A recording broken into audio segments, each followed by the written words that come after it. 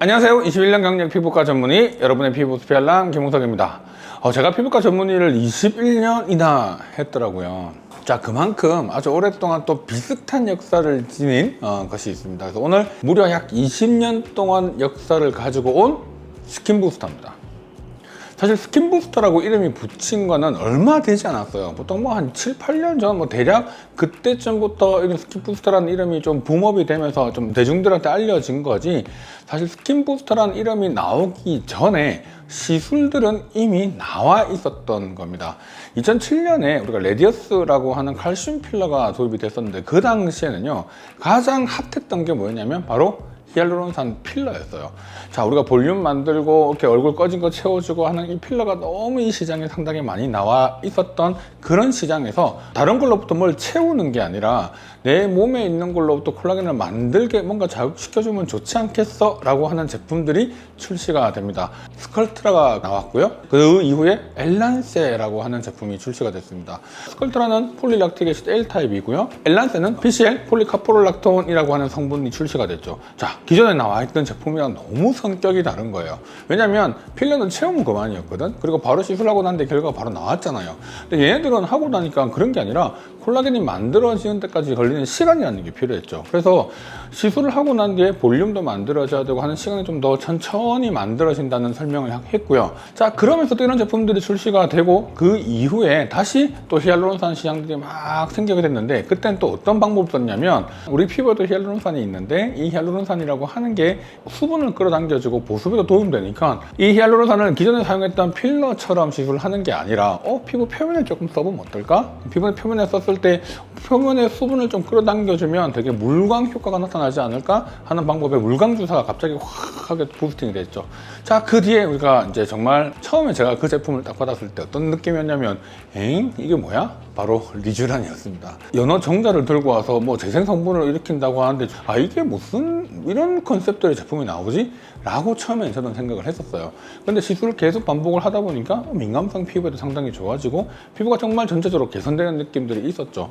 자, 그게 벌써 2014년 정도에 있었던 일인데, 그 이후에 시간이 지나면서 따라서 점점 입소문을 타기 시작하고 점점 이런 스킨 부스터 시장이 점점 커지게 되는 겁니다. 자, 그런데 이런 리쥬란의 가장 큰 단점은 너무 오래 가지 못해서 자주 맞아야 된다는 것과 너무 주사가 아파서 맞기 싫어요 하는 분들도 생겨나는 거죠.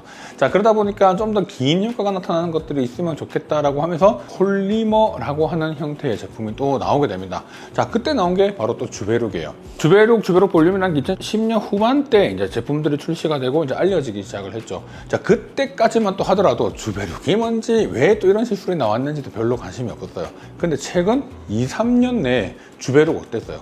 정말 모든 병원에서 주베룩 이야기를 했고, 그 다음에 모든 유튜브에서 주베룩 이야기를 했고, 이제 새로운 시장이 또 열린 겁니다. 바로 이걸 뭐냐면 콜라겐을 만들어주는 이런 성분들이 들어가 있는 바로 이런 폴리머 중에서 바이오 스티뮬레이터라고 하는 시장이 다시 활성화가 되는 거죠. 자, 이렇게 또 시장이 또 활성화되다 보니까 지금 또 어떻게 트렌드가 바뀌었냐면, 아니야, 이렇게 말고 나는 좀 이런 제품들이 들어가는 게 약간 부담스러울 수도 있으니까 그런 거 말고 좀 더 내 피부에 들어가 있는 원래 거를 조금 더 다시 또 쓰고 싶어 라고 하는 시장들이 형성이 됩니다. 다시 히알루론산들이 나오게 되는 거죠. 이 히알루론산도 우리가 좀 더 효과를 좀 더 길게 보게끔 하기 위해서 크로스링크를 시킨 우리가 스킨 부스터 개념들이 나오게 되는데요. 스킨 바이브라든지 리바이브라든지 이런 제품들이 나오다가 최근에는 또 다양한 히알루론산 성분들을 섞어서 만든 힐로웨브 같은 제품들이 출시가 되면서 히알루론산이라고 하는 제품이 또 전성기를 맞게 됩니다. 볼륨을 좀 필요로 하는 경우도 있지만 이런 경우는 보습에 정말 압도적으로 좋거든요. 그러다 보니까 이 보습을 필요로 하는 분들은 또 이런 스킨 부스터를 쓰게 됩니다.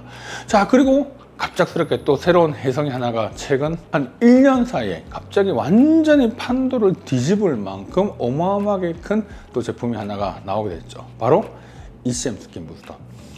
ECM 스킨 부스터는 피부에 있는 구성 성분들이 그대로 들어온다는 장점도 있지만, 사실 이게 사람으로부터 추출한다는 개념은 우리가 사체로부터 어떤 검증을 받아서 그걸 또 확인을 다 하고 그런 것들로부터 우리가 들어오는 거다 보니까 아무래도 여러 가지 이슈들이 지금 있는 건 사실이지만, 시술을 했을 때 그 결과만큼은 상당히 빠른 결과를 보이기 때문에 만족도가 높고 사람들 입소문도 상당히 많이 퍼지게 되는 시술이기도 하죠.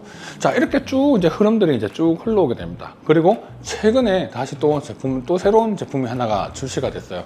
바로 요즘 이제 또 슬슬 각광을 받고 상당히 많은 의사 선생님들께서 관심을 가지고 있는 제품, 바로 고오리라고 하는 제품이에요. 이 고오리는요, PCL이거든요. PCL. 자, 제가 방금 쭉 긴 히스토리를 한번 쭉 설명을 드렸는데 분명히 PCL을 제가 한번 이야기를 했죠. 엘란세. 그렇죠. 그게 2011년, 13년 그 스컬트라와 엘란세가 처음 도입됐을 때부터 이 스킨 부스터라고 하는 시장은 이미 형성이 됐지만, 그때는 필러라는 개념이 워낙 강하던 시기였기 때문에 스킨 부스터라는 개념도 몰랐고요. 그런 이름조차도 없었기 때문에 필러의 한 종류였을 뿐인 거지 실제로 스킨 부스터의 개념으로 평가를 하진 않았죠. 그리고 그 당시에는 필러라는 개념이 워낙 월등하게 있다 보니까 시술하는 방식도 필러와 거의 비슷한, 흡사한, 아주 필러처럼 깊게 볼륨을 만드는데 좀 더 포커싱을 뒀던 그런 치료 방법이었던 겁니다. 지금 다시 또 이 PCL이 다시 등장을 하게 되는 거죠. 자, 이 PCL은요 좀 독특한 성격을 가지고 있어요. 물에 잘 녹지 않는 형태의 제품이고요. 예전에 엘란세 같은 경우는 젤처럼 만들어서 CMC라고 하는 우리가 그 캐리어를 통해서 안에 잘 퍼져 있게끔 만들어주는 형태였거든요. 그러다 보니까 그 이후에 나와 있는 거의 모든 제품들은 사실상 거의 파우더 형태의 제품들이 많죠. 잘 믹스를 해서 사용하는 게 상당히 중요한 부분이었습니다. 자, 그때 이게 단점이 하나 있죠. 이 파우더라고 하는 형태는요, 시술자가 얼마를 희석했는지, 어떤 걸 함께 믹스했는지 이런 것도 되게 중요하기도 하고요. 그러다 보니까 프로토콜이 너무 천차만별이죠. 어떤 파우더를 어렵게 시술을 하는 사람, 익숙한 사람들은 좀 고농도로 시술하는 분들도 계셨을 거고, 그다음 저농도로 시술했을 때 좀 옅게끔 농도를 깔아놓은 분들도 계셨을 거고, 상당히 다양한 이런 프로토콜로서 각자만의 방법으로 시술을 해오다 보니까 사실 이걸 통합해서 이야기가 어려운 부분들이 분명히 있긴 했었거든요. 그래서 이런 개념들로부터 조금 더 좀 이제 한 단계 이제 발전해 나가는 방향들이 보이게 됩니다. 바로 그래서 아까 제가 말 마지막에 딱 끊고 더 이상 이야기하지 않았던 바로 PCL, 액상 형태의 PCL 고오리라는 제품들이 이제 출시가 되게 된 거죠. 자, 이 제품은 어쩌면 이때까지 나와 있는 가루 형태에서 완전히 순수 액상 형태로 바뀌어 있는 어쩌면 첫 제품인 거잖아요. PCL이지만 물에 잘 녹게끔 만들어 놓은 액상 형태라서 사실 입자가 거의 보이지 않을 만큼 되게 균일한 게 가장 큰 장점이다 보니 표면에 살짝 깔았을 때 피부의 컨디션, 즉 뭐 잔주름이나 퀄리티가 되게 좋아지게 만들어주는 부분들도 있습니다. 시술을 할 때 우리가 어떤 트렌드를 쭉 훑어보면 그 당시에 나올 때는 이게 뭐야, 그냥 뭐 이럴 수 있겠지 이렇게 생각할 수 있지만, 실제로 그 한 사소한 변화가 전체 시술 흐름이라든지 이런 방향을 바꾸게 되는 계기가 될 수 있다고 생각을 합니다. 상당히 입자가 이제 기존에 나와 있는 입자들과는 다르게 상당히 그냥 아예 물처럼 나와 있는 이런 성격을 가지고 있다 보니까 좀 임상적으로 우리가 사용할 때 되게 다양한 방법으로 환자분들한테 권할 수 있겠다, 이런 생각들을 좀 했습니다.